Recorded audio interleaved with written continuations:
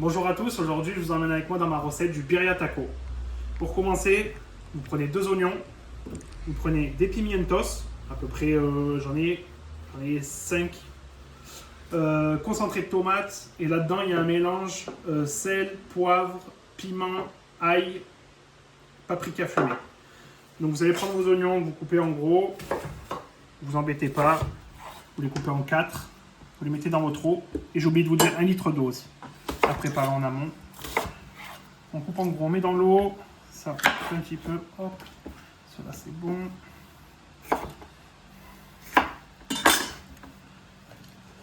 Une fois tout mis avec l'eau, vous mettez à bouillir.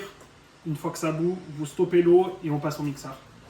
Pendant que votre eau bout, vous sortez votre viande que vous mettez à température.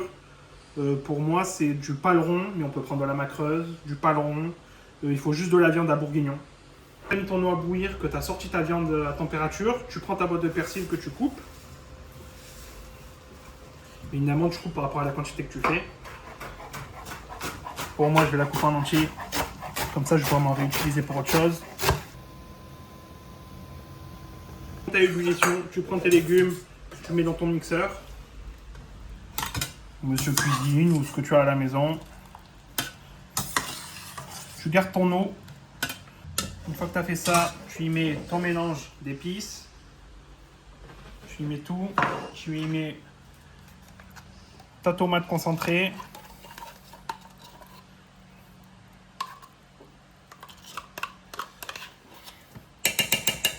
N'hésite pas bien sûr à y mettre un petit peu d'eau. Tu mets un petit peu d'eau chaude, tu fais juste attention à ne pas te brûler. Et pas en foutre partout aussi.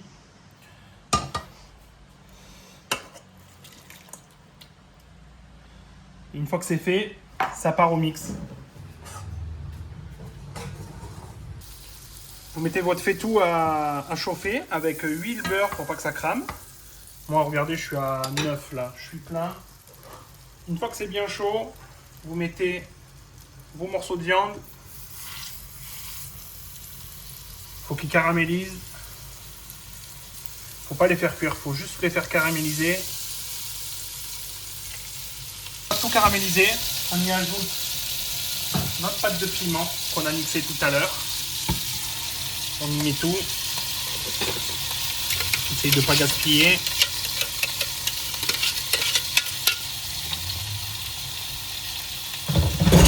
On mélange comme il faut. Que tout soit bien imprégné de la sauce. Attention que tous les morceaux soient bien enrobés de sauce. Une fois comme ça, on y ajoute du fond de bœuf. Là, j'ai à peu près 1 litre, je vais peut-être pas tout mettre. J'ai mis à peu près un peu plus de la moitié. Là, on laisse monter à ébullition. Vous allez mettre votre four à chauffer à 140 degrés.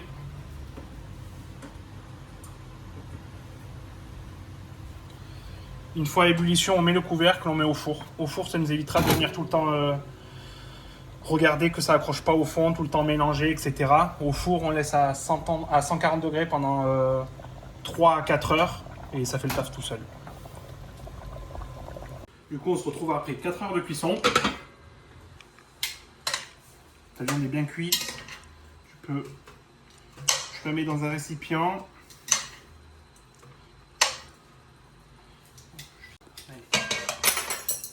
Dans ton récipient, tu y mets ta viande que tu effiloches. Alors, ça doit s'effilocher tout seul. Si c'est encore un peu dur, c'est que ta viande n'est pas assez cuite. Dans ce cas-là, tu la laisses un peu plus longtemps dans le four. Pour moi, pour la sauce, j'ai ajouté un petit peu d'eau, un petit peu de piment, un petit peu d'ail. Comme vous le voyez, elle a vachement réduit. Qui dit birria taco, dit forcément guacamole maison du coup. Donc moi, j'ai 2 avocats que j'ai déjà coupés. Une fois les 2 avocats mis, on y met un petit peu de citron.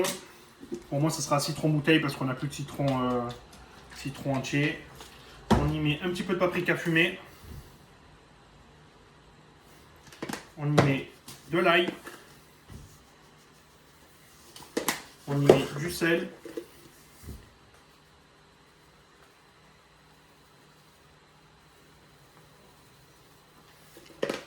Et ensuite, mixeur plongeur.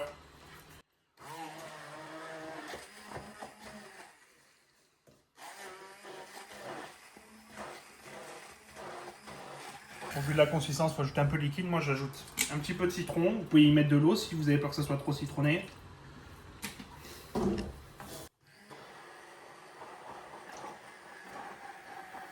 Voilà, une fois que vous avez cette consistance, votre avocat est prêt.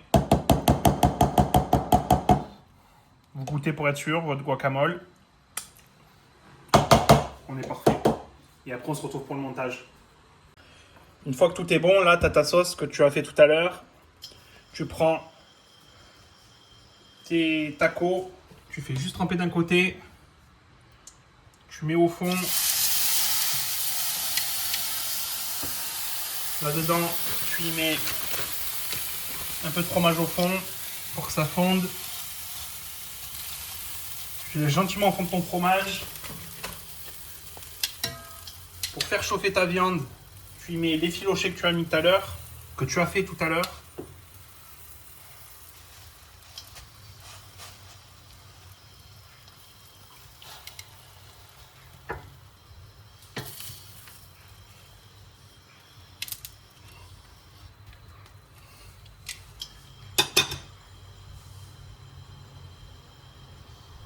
J'ai oublié de mettre évidemment le persil. Tu mets un peu sur ta viande, comme ça, tu refermes ta crêpe. Là, tu la retournes pour qu'elle soit grillée des deux côtés. Une fois bien dorée des deux côtés, tu la sors, tu la mets dans ton assiette. On passe à la présentation et à la dégustation. Une fois que tu es servi, n'oublie pas de mettre ta sauce dans un petit bol. Tu le trempes dedans, tu manges et voilà. Bon appétit!